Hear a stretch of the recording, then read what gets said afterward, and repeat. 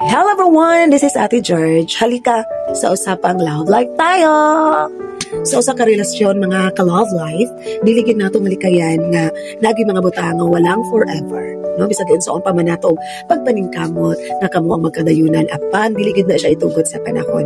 Ang pinakasakit lang during breakup ay kung ikaw nga gibulagan, love pa kaayo nimo siya, samantalang siya ready na siyang makipag-engage sa laing tao. No, kana bitaw mag-istorya mo nga diri nagtataman tungod kay wala na ta nagkasinabot, diri nagtataman tungod kay murag lahi naman ang takbo, wala na may kilig, wala na may spark sa atong relasyon. Kanang mas maayo pa nga magbulag na lang ta. Kana bitaw nga mga desisyon mga ka-love life ang pinakasakit sa part, ilabi na sa tao nga nag-love paghihapon sa iyang uyab. No, kumbaga ka na bang ikaw dili pa nimo kayang makipag-socialize, dili pa nimo madawat ang tanan, dili pa nimo kayang makita siya nga malipayon kauban ang bag-o niya.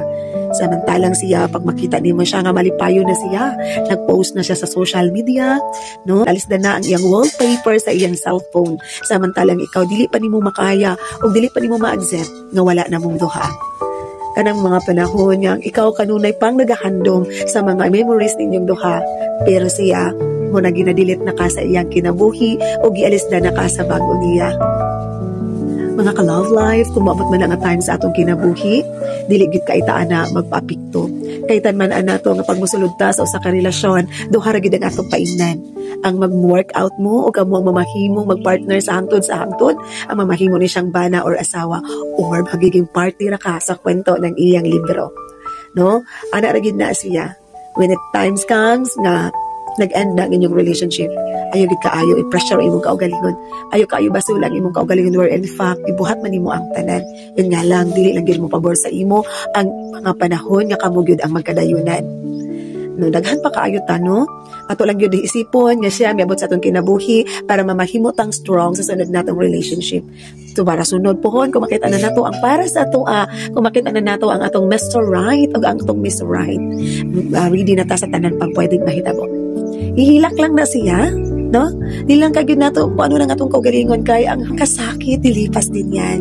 Hindi yan panghabang buhay.